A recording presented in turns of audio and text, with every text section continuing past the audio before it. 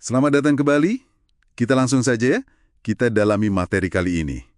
Fokusnya ke satu aspek penting berpikir jernih. Kendali diri. Oke. Ini bukan cuma soal nahan marah gitu ya.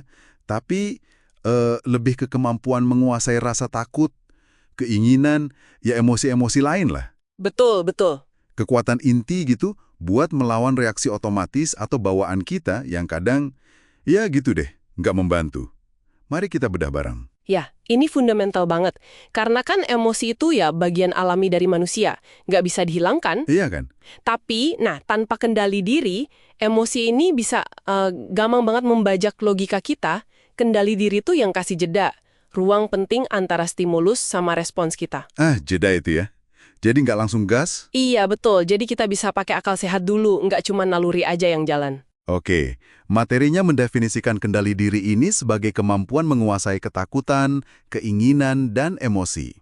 Ada analogi bagus di situ. Yang mana tuh? Itu loh, ada orang yang kayak gabus di laut, keombang-ambing emosi, Iya. tapi ada juga yang pegang kemudi kapal hidupnya, tetap bisa mengarahkan tujuan walau ombaknya gede. Nah, pertanyaan buat Anda nih pendengar.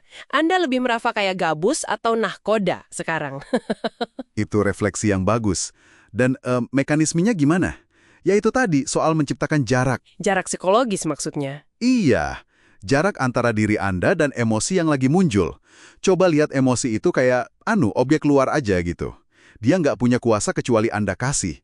Sadar kalau Anda itu punya pilihan. Pilihan untuk nggak impulsif? Tepat. Bisa berhenti dulu, mikir jernih, ini emosi perlu diikutin nggak? Respons bawaan ini bakal benerin situasi atau malah bikin runyam? Seringnya kan kalau nggak dikendaliin malah memperburuk. Menarik soal jarak itu. Tapi, praktisnya gimana ya pas emosi lagi kuat banget? Ada trik khusus nggak sih? Nah, di materinya nggak disebut trik spesifik ya, tapi lebih ke latihan kesadaran. Awareness. Latihan. Iya, ini kayak ngelatih otot. Nggak bisa instan. Makin sering Anda coba kenali emosi pas muncul, kasih label. Oh ini marah, oh takut nih. Makin biasa Anda untuk nggak langsung keseret. Proses ngenalin itu aja udah langkah awal bikin jarak kok. Mengubah kebiasaan reaksi otomatis jadi respon sadar. Oke. Masuk akal. Dan kalau kurang kendali diri, akibatnya bisa serius ya. Contohnya yang penembak Olimpiade itu, Matthew Emmons. Iya, contoh yang kuat itu. Di momen krusial, dia terlalu fokus nenangin diri sendiri. Sampai lupa cek target di depannya. Terus? Ya nembak target lawan, emas yang udah di depan mata hilang gitu aja. Emosinya atau cara dia ngelola emosinya yang keliru. Malah ngambil alih. Wah, itu contoh ekstrim, tapi prinsipnya sama kan buat kita sehari-hari? Maksudnya? Ya, situasi kita mungkin nggak setegang final Olimpiade. Tapi coba Anda ingat-ingat deh, sering nggak sih Anda kepanasan pas rapat, atau pas dikritik, atau bahkan ngobrol biasa sama teman kerja? Tiba-tiba marah, defensif, takut. Sering sih. Nah, materi ini menekankan momen-momen biasa itulah ajang latihan kita sebenarnya. Respons kita itu bisa jadi kayak nyiram bensin atau air ke api konflik kecil. Betul. Dan bukan cuma emosi negatif ya. Kendali diri juga penting pas kita bikin salah. Gimana tuh kaitannya? Kan langkah pertama perbaikan itu terima tanggung jawab.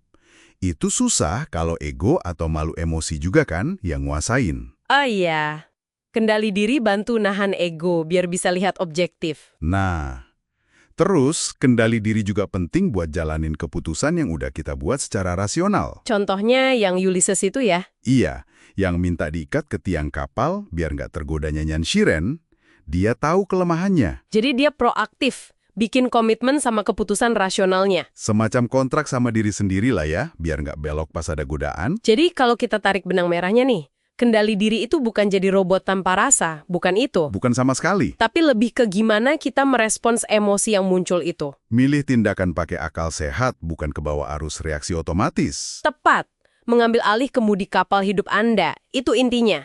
Sip. Nah, sebagai penutup nih, buat Anda renungkan, coba pikirin, seminggu terakhir ini, berapa kali Anda secara sadar berhasil bikin jeda? Jeda antara kejadian dan reaksi. Iya, jeda, walau cuma sedetik 2 detik, antara stimulus dari luar sama respons Anda. Berapa kali Anda kasih ruang buat pikiran jernih masuk?